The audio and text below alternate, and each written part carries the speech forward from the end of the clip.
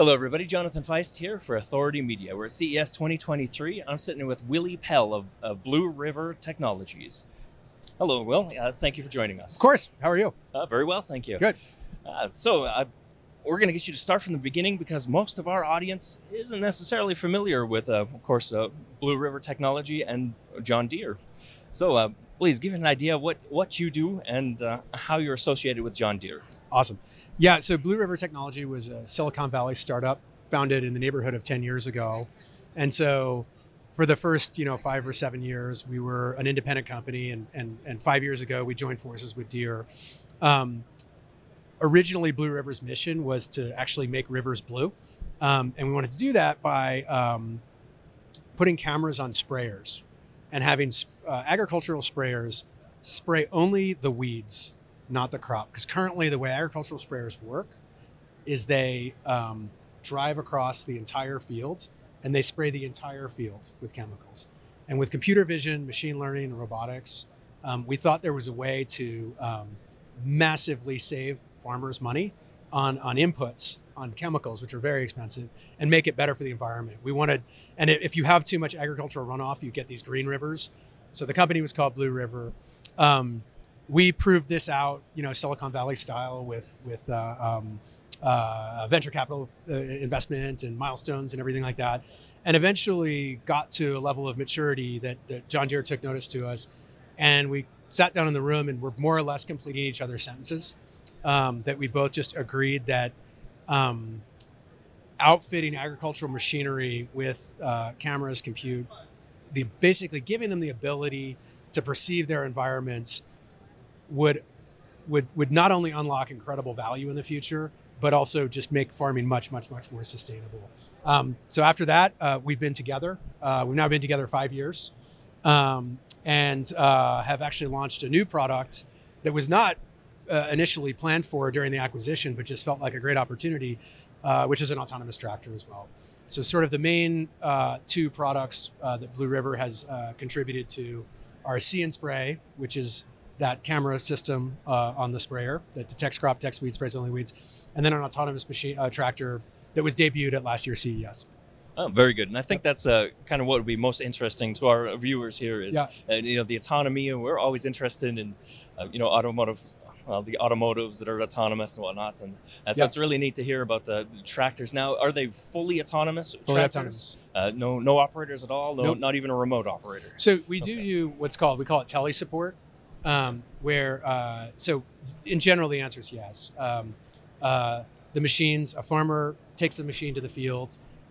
They effectively set it and forget it. They turn it on. It's sent it on a mission. It'll drive for 12 hours doing its work, and they go off and do harvest. Now, occasionally, the system will detect something. It will stop for that. If it's a false positive, there's a person in the sky who can say, "Yeah, it's false positive. Keep going." But all the processing's happening on board. These things are happening without people in the field because there's really no value.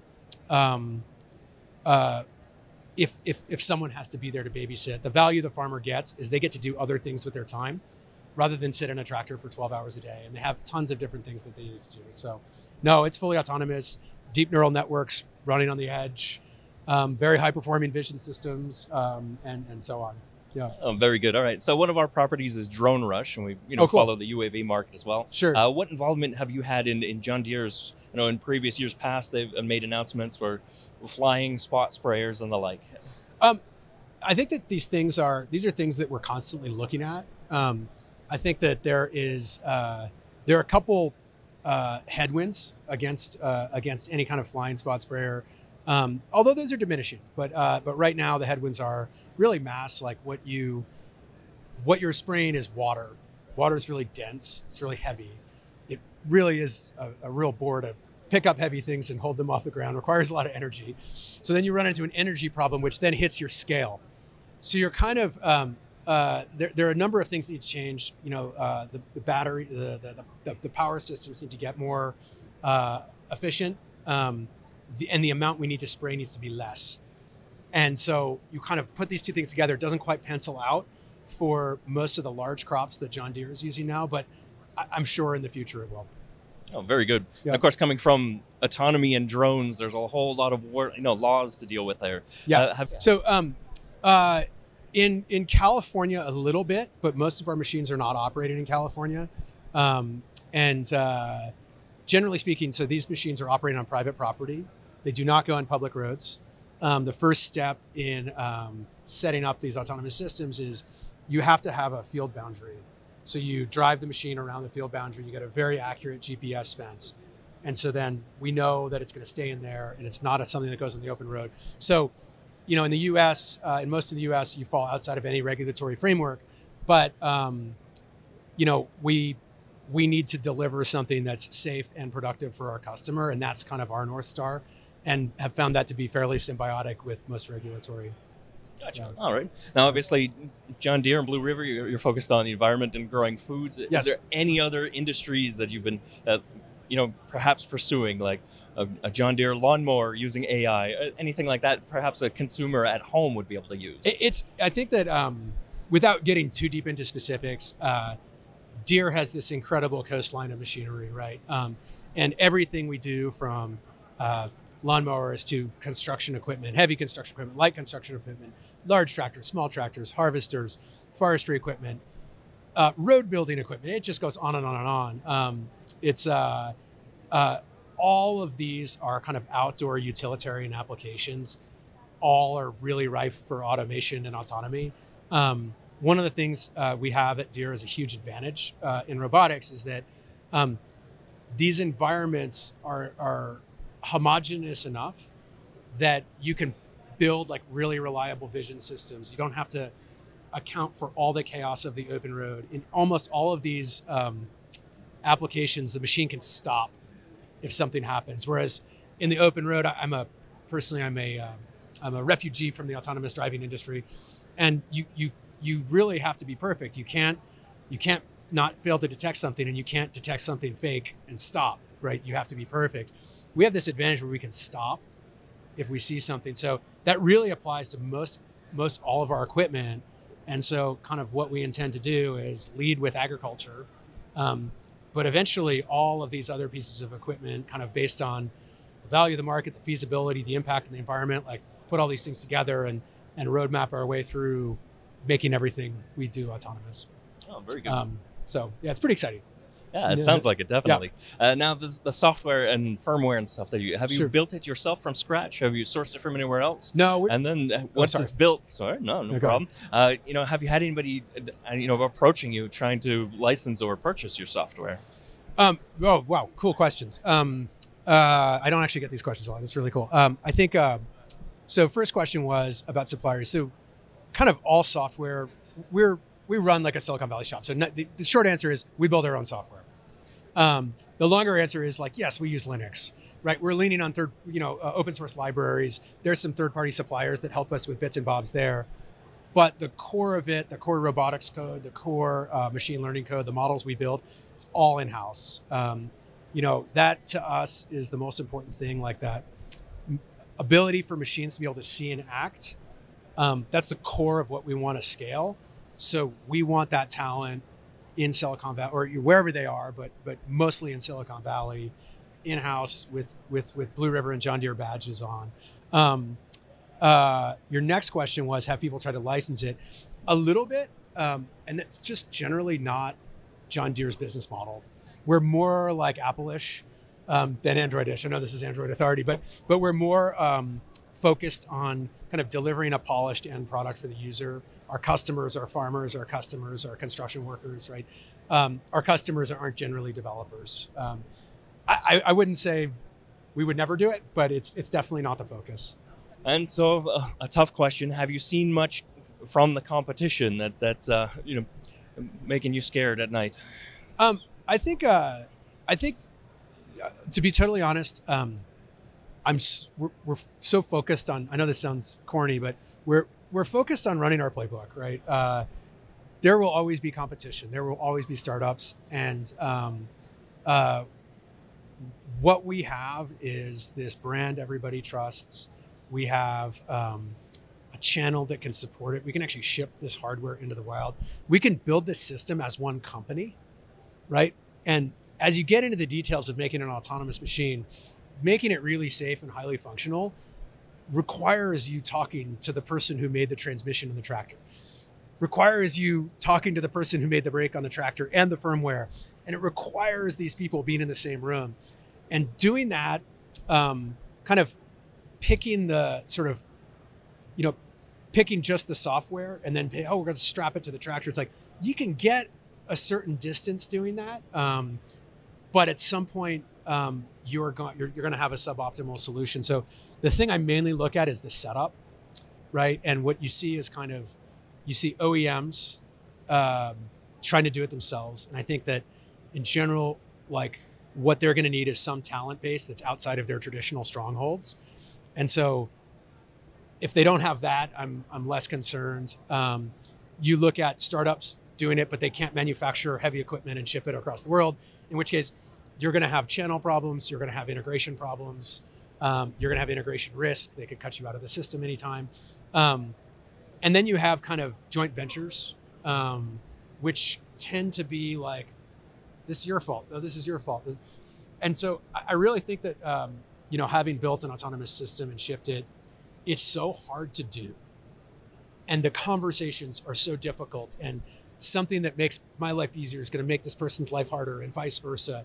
And being in the same roof and being the same company, being the same team with the same mission, like that's the only thing that got us through this, right? Because these were not easy conversations. It wasn't easy engineering across the board. And we talk about the computer vision, the machine learning. There's tons of functional safety code written. If you clip this wire, what happens? On down the line, that really required the entire organization to come together and do it. And I look at these other setups and I'm not envious. And yes, sure, there's competition, but I kind of start with the setup and the team, and I love where we are.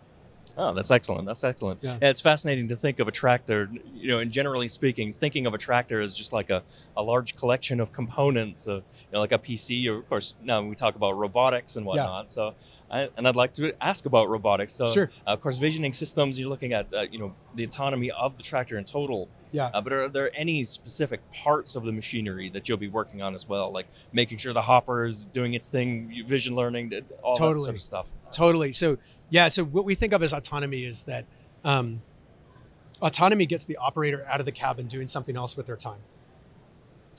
Automation does the job better, right? And so there are all these different steps in agriculture. There's tillage, which prepares the soil. That's the easiest job on the farm.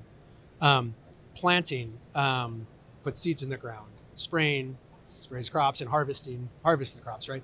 In all of these steps is just rife with robotics problems. An exciting one is planting that we're just getting into now, which, it's amazing when you put a seed in the ground. If you put it too deep, it's bad, because then it has to push through all this ground to get to the surface. If you put it too shallow, it's bad, because it could actually get exposed. It wouldn't have the right nutrients or right moisture. And so you have to put the seed at the right depth, and you have to close the soil around it. If you close it too hard, it's bad, because then it's got to push through this clay. And if you close it too softly, it's bad, because you could expose it and it wouldn't have the nutrients that it would need to really burst forth. And this is just this one little thing that happens, every 30 milliseconds, going 10 miles an hour across 120 foot wide planter, right? This one tiny action that has a massive impact on yield downstream, right? So these are things we're getting into automating, right? Where it's like, actually, we have a belt drive system that shoots the seed backwards to cancel the forward velocity of the machine, because this seed trench that it opened, what you want is the seed to bounce vertically. You don't want seeds going, right? Because then they'll bunch up together and they'll fight for resources. So you want this even seed spacing. So we have this crazy brush drive system that basically takes into account machine velocity and then shoots the seeds backwards at the negative, at the opposite velocity, so that when it bounces, it's vertical and it lands in its place, and you get even spacing. And that's like one little thing that we're doing, on the spraying side, right? We're taking pictures and we're spraying just weeds, right? Harvesting, it goes on and on and on with all the robotics applications. And that doesn't even begin with construction, right?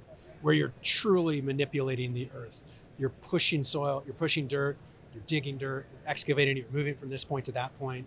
And all of these things become kind of more what people would think as pure robotics problems, which are really exciting. We started very much at the simplest actuation, right? We've always tried to pick as few technical battles as possible to deliver the most value possible. And so we're like, okay, let's focus on vision only, and it's see and spray. Okay, now it's like vision plus safety and automation, okay, autonomy. And we're maturing, we're building, out kind of more robotics muscles like across all of the applications that Deere has. Gotcha. No, that's fascinating. It's fun. Yeah. So from my perspective, I'm curious to know if, of course, spot spraying is a great way to handle, resource management. Yeah. But is there any preemptive just surveying of the crops that are done ahead of time, instead of the equipment having to drive through and then choose those spots to be able to say, okay, the back corner is fine, don't bother driving there? It's an awesome question. That's an incredibly insightful question. The answer is incredibly complicated, and it's the short answer is people generally don't do it. The long answer is certain like highly advanced farmers do what's called field scouting, and often you'll do have a human like walk a pattern on the field and sample things. There are incredibly small amounts of drones being deployed to do this. What we think the best way to do this is to fit those steps in with the farmer's life. Changing people's habits is hard, even if it's good, right? I could give someone here's a free trip to the doctor, and here's some vitamins, and here's a gym membership, and they might not change their habits and do that, right? Very similar with anybody. The more you can fit into their day-to-day life, the more adoption you're going to get. And so we think of it as these machines we already have machines in the field making passes. And so what we want to do is use our cameras that we're putting on these machines to carve out those insights, right? And have it just naturally layer in with their existing workflows, which is I have to go till a field, and it's like, oh, by the way, you had a tile washout over here, or here's some issues you had in the field that maybe you want to address and we can't address. See and spray, it's like, hey, there's a lot of weed infestation here. Maybe something's happening. There could be a fence that's broken and animals are getting through and bringing pests with them. All of these things we think of as we're looking at sort of derivative products that are a byproduct of them using the existing machine. And asking them to do extra steps for possible future value is so hard because they're so busy, their time is so short. Oh, it makes perfect sense. Thank you. Absolutely. It's a good question. Right. Well, I'll give you a few moments to discuss anything else you'd like to discuss otherwise. I think maybe the biggest thing is that it's an exciting place to work. We're growing massively. 10 years ago, I joined this team because I wanted to ship a product in an environment that had a huge impact on humanity. And I wanted to work with really nice people. And 10 years ago today, that's why I'm still here. So if you're interested in shipping robots, you should come join us. Excellent. Well, thank you very much, Willy. Thanks so much. Great to meet you. Have a great CES. And thank you all for joining us. Again, Jonathan Feist with Authority Media, and this was Willy Pell of Blue River Technologies. Thank you again. Have a good day.